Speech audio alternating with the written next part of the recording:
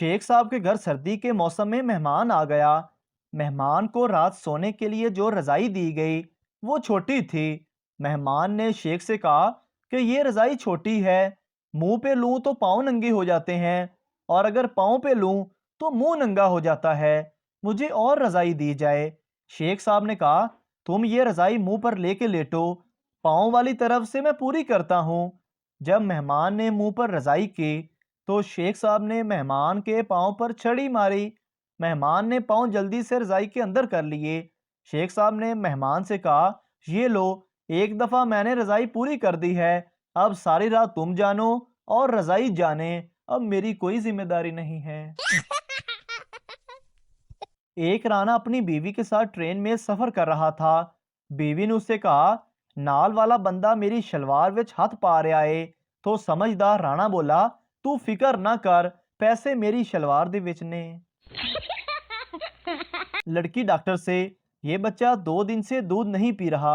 Doctor ने कमीज में हाथ डाला और काफी देर तक दबाने के बाद बोला, मैडम इसमें दूध है ही नहीं। लड़की, आप दबाने से पहले पूछ तो लेते, मैं तो इसकी खाला हूँ। शेख साहब जिस बस में बैठे थे वो नहर में गिर गई। सब लोग अपनी अपनी जान बचाने की फिक्र में पानी से निकलने की कोशिश में थे, मगर शेख साहब पानी में इधर उधर भाग रहे थे। किसी ने पूछा, शेख साहब क्या ढूंढ रहे हो? शेख साहब फूली हुई सांस तोड़कर बोले, ओ बेगैरत कंडक्टर नू लब रहा वहां, मेरे 25 रुपए बकाया ने।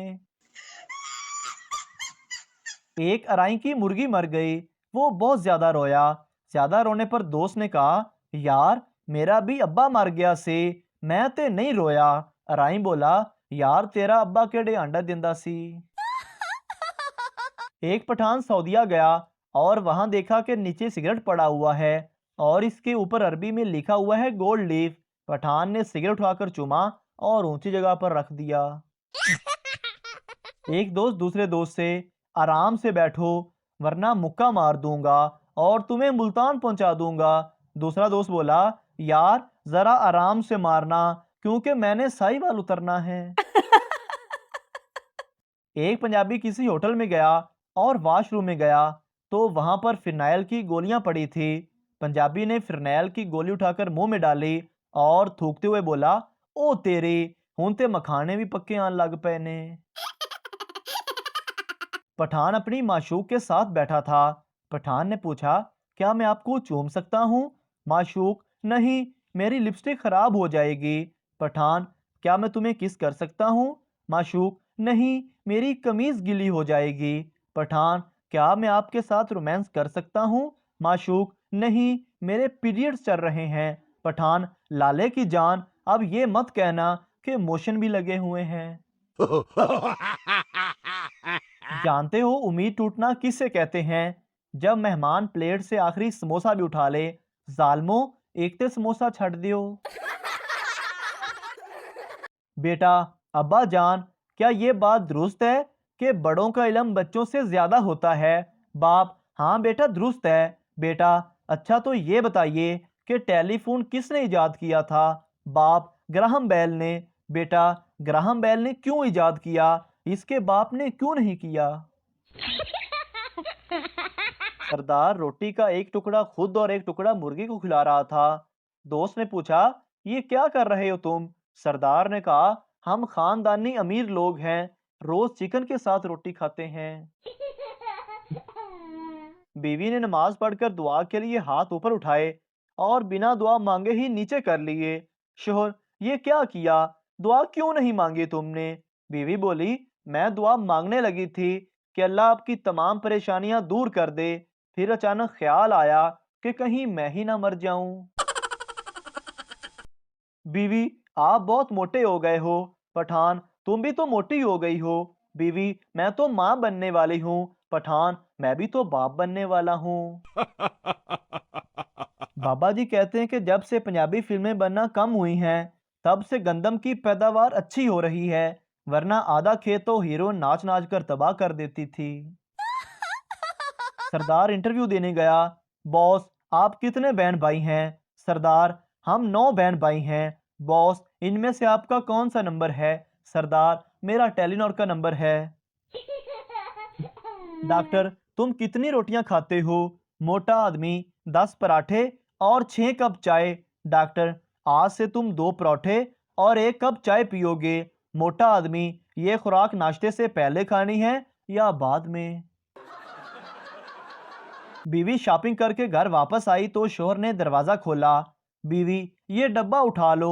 शोहर, जरूर इसमें मेरे खाने की कोई चीज होगी। बीवी, हाँ, मेरे जूते हैं। एक मौलवी ब्यूटी पार्लर के वेटिंग रूम में बैठकर अखबार पढ़ रहा था कि एक खूबसूरत लड़की आई और मौलवी को बड़े प्यार से कहा, चलें। मौलवी बोला, मैं शादीशुदा हूँ, मेरी बीबी भी यहाँ आई हुई है, उसने देख लिया तो मेरी खैर नहीं। लड़की बोली, गौर से देखें, मैं ही तो आपकी बीवी हूँ। ट्रेन के डब्बे में 2 औरतें लड़ रही थी। एक का कहना था कि खिड़की का शीशा खोल दिया गया तो उसे निमोनिया हो जाएगा, जबकि दूसरी का कहना था कि अगर शीशा ना खोला तो मेरा दम घुट जाएगा और वो मर जाएगी। बात बढ़ती ज्यादा हो गई और मामला ट्रेन में बैठे एक बारिश बुजुर्ग तक चला गया।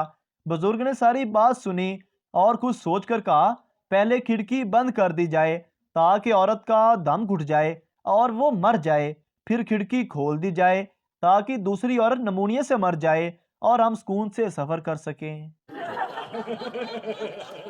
एक औरत बैंक में चेक कैश करवाने गई तो मैनेजर ने कहा, मैं आपको नहीं जानता, किसी ऐसे शख्स को लेकर आइए जिसे हम जानते हों।